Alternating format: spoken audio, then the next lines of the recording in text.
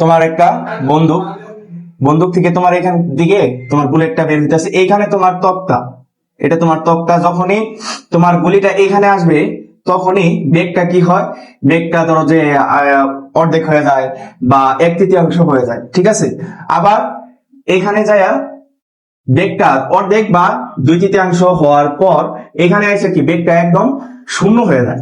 তো এরকম একটা বন্দুক থাকবে, এখানে তোমার কি তক্তা, এখানে আসার পর বেগটা অর্ধেক হয়ে যায়। বেগটা অর্ধেক হওয়ার পর ধরো যে এই রাস্তাটুকু, এই যে এই রাস্তাটুকু কতটুকু যায়, সেই রাস্তাটুকু আমাদের যদি চাই, তো তার জন্য একটা শর্টকাট যে x = h/n² - 1। এখানে n যদি অর্ধেক হয়ে যায় তাহলে 2, যদি 1/3 হয়ে যায় তাহলে কি 3, যদি 1/4 হয়ে যায় তাহলে 4। এখানে h হলো এখানে কতটুকু প্রবেশ করছে, তোমার এখানে তক্তা থেকে এখানে কতটুকু প্রবেশ করার পর তোমার বেগটা অর্ধেক হয়েছে বা 1/3 হয়েছে, ঠিক আছে। তো এখানে কি যে কতটুকু প্রবেশ করছে, কতটুকু প্রবেশ করেছে, তো এখানে হলো কতটুকু প্রবেশ করেছে তার মান। এখন চলো যে একটা ম্যাথ সলভ করি।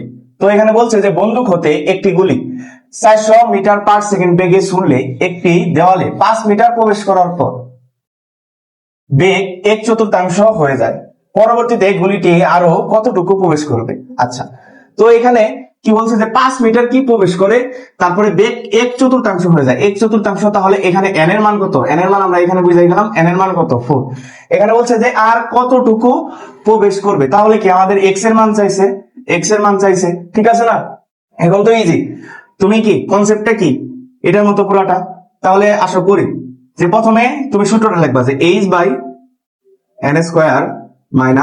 - 1। এখন h কতটুকু প্রবেশ করছে, এখানে তোমার 5 মিটার প্রবেশ করছে, 5 মিটার প্রবেশ করছে। এখানে n এর মান দেখো, n এর মান এখানে কত 4, 1/4 হয়ে গেছে, তার জন্য 4 - 1, তাহলে এখানে আসবে 5 এখানে আসবে কত 15, তার মানে তোমার উত্তর হবে 0.33 এত মিটার। তার মানে এতটুকু প্রবেশ করার পর এতটুকু তোমার বেগটা হয়েছিল কি 1/4, তারপর এতটুকু রাস্তা আমার কত 0.33 মিটার।